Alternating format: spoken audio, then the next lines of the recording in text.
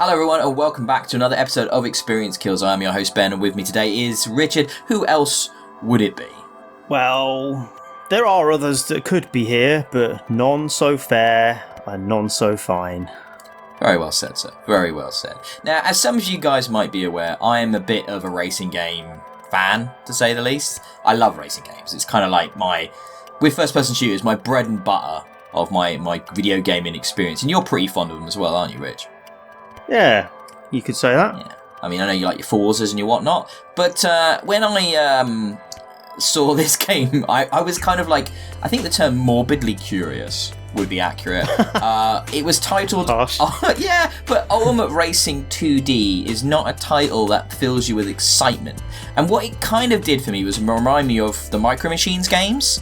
You know, that top-down racing perspective that you'd had many generations ago. And I thought to myself, I haven't played a game like that in absolutely ages. I haven't even seen a game like that in absolutely ages. And to cut a long story short, there's a reason for that, Richard. Yeah, it's the kind of game that existed just because you couldn't make a proper racing game in those days, isn't it? It was a throwback to stuff like Super Sprint on the Atari ST when I saw this.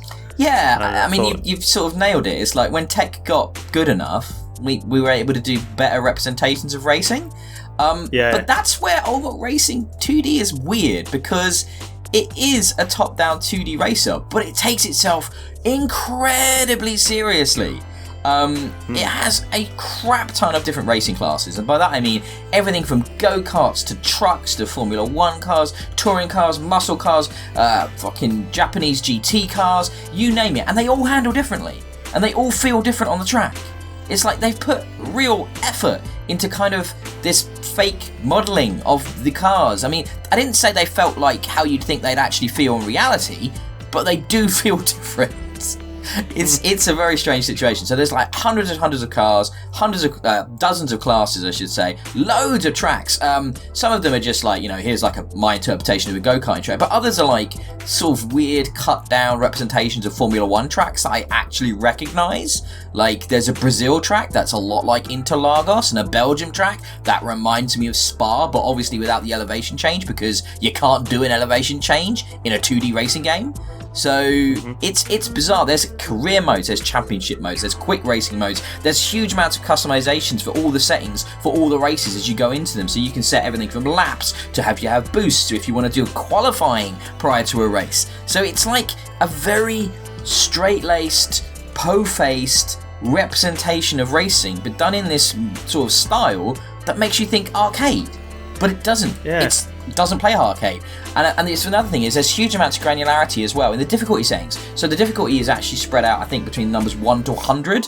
Everything from like super easy to incredibly hard. And I was struggling to find a sweet spot because this game is difficult. Like, if you think about the perspective, if you think about how that works with an almost simulation of racing, it's very difficult to do things like pick braking points, and obviously, you know, the driving perspective is weird because, you know, 1 minute left is left, but then it's left is right, depending on the direction the car's going, and yeah, it takes some getting used to. I used to enjoy that style of game. You know, we've criticised it a bit for being maybe an anachronism today, but I imagine it's still fun, right? Once you've got to grips with that odd control mechanism. Yeah. Because Micro Machines is still a great experience. It's just whether or not having that cartoony, zany attitude that Micro Machines had, having that stripped away, and it's now more of a serious experience without any of the sort of serious, I suppose, visual indicators that this is a modern racing game. Does it really stack up? Must be quite hard to. Yeah, I mean, to square that. It is tricky because my mind doesn't go to realistic racing, sim racing in this perspective. So I found it really difficult to do things like proper think about break points, think about passing opportunities, pit stop strategies, you know, doing a proper qualifying run, different teams that, like in career mode, you start in a crap team and you can move up and get promoted to better teams, and the cars the actual cars will have within the same series. You can turn this off, but like in Formula 1, the Mercedes will be faster than the Toro Rosso, so there's different quality of teams, even though they're just different colours of the same car. I mean, it's a very strange mishmash of genres. It's not bad. I'm just not sure who it's for. One of the things I also, you might not get this in the video because we generally do the video over a music bed, but the sound in this game, because there's like no music during the races, because again, serious, but the engine noise is just this droning, like especially when you're playing the kart series, there's very little modulation to it, so it's just this kind of noise that just goes on for the entire race, and it's mind-numbingly annoying. Like, it's so annoying, and every class has got a slightly different modulation to them depending on the car you're driving, but at the end of the day it's still just a grinding noise that'll be forever sort of burned into my brain. Not great. I mean, it says here visually stunning 2D graphics. It's one of the things that's listed as a feature. I mean, they look fine. It's funny when you look at screenshots, because it's almost impossible to make a game like this look exciting. Because it's just a top-down view of a track with some toy cars on it. Certainly, if you want it to be more of a dry experience, I mean, you could jazz it up, but that wouldn't be in keeping with what they're going for, I imagine. Is there anything in particular that stands out in that range of vehicles? What is the most fun? Well, it depends. It's like, do you want raw speed? Because then you're jumping straight into the Formula cars. You know, you're going straight through the Formula 1 knockoffs that are just ridiculous, especially on some of the tighter, smaller tracks. And in a way, all the tracks feel like tighter, smaller tracks.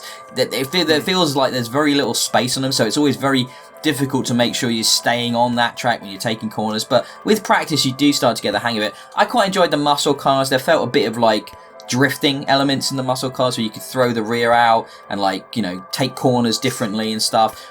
It is impressive that they have gone to this level of effort to really sort of detail the different handling models. It's a small developer, I believe, out of the Netherlands, and this is a sort of like an upscaled port of a iPhone or, you know, mobile game that came out a few years ago, and they have thrown the whole kitchen sink in it. These guys, these Applimazing, I believe they're called, from the Netherlands, and they've really gone for it. They clearly have a passion for this style of racing game.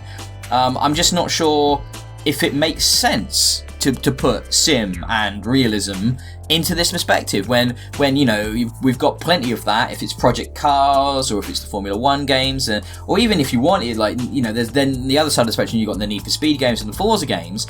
I don't know where Ultimate Racing 2D really sits other than as a nostalgia piece, but I don't remember ever playing a 2D racing game that wasn't silly Micro Machines style. So I don't know what they're going for. You know what else is really weird about this, and you correct me if I'm wrong, but it doesn't appear to have local multiplayer, which was the whole point of games like this, that you could just, you know, the whole Micro Machines thing of having maybe 8 friends and sharing controllers, that's that kind of experience.